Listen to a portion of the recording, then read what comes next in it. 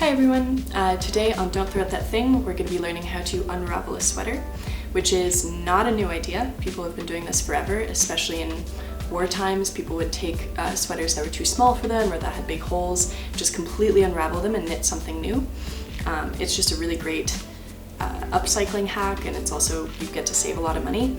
So if you have an old sweater that you don't like the fit or the shape, that's the same thing, or it has a stain. In my case, mine's just getting a little bit gross on the edges, but we're going to be unraveling it so we can make something new.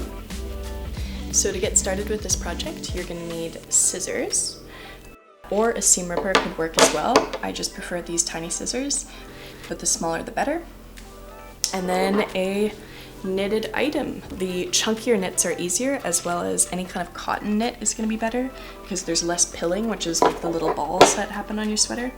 I've never tried it, but I've heard that wool sweaters are sometimes more difficult because they're just a lot more fibrous. So step one of the project is just going to be taking your sweater and putting it inside out.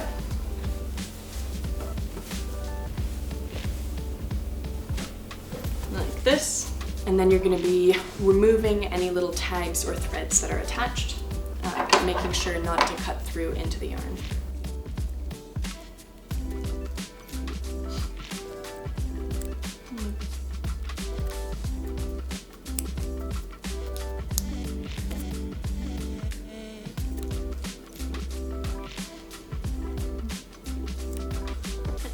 So step two is going to be finding your seam. And if you look here, this seam almost looks like two braids going down. This is a perfect kind of seam. If your sweater has this kind of seam, it's called a surged edge, and it looks like it's almost been sewn across the top with many threads. In that case, you're just going to have to cut it off completely and sacrifice some of the thread because you're not going to be able to save it. So once you've found your seam, you're going to take your scissors and you're going to cut the thread that connects the two sides of the sweater, but making sure never to cut the yarn that actually makes up the sweater. So like this.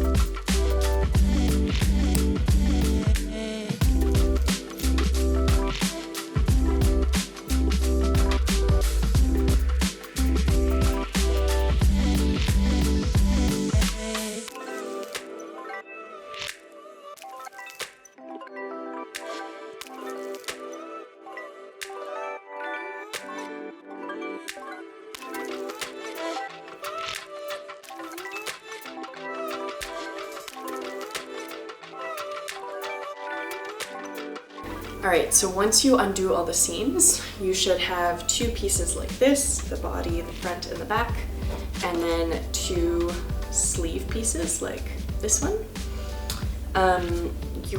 This part of the process is a little bit difficult, but you're basically going to try to find the end of the thread and then just start pulling. Okay, so I'm not going to lie, it takes quite a bit of trial and error, but you should get to a point where there's like a bunch of little loop-de-loops at the top of your fabric or knitted material, and then as you pull, it just kind of goes through each loop in this really satisfying motion, and then once you get to the end, it just loops. Oh, wow, okay.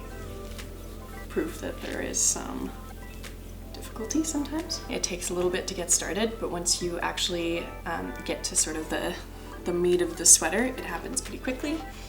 This is my ball right here, and as you can see, I just sort of pull on one side, it unravels, goes to the other side, I wind it up a little bit, and it should end up making like 4 or 5 of these pretty big balls of yarn.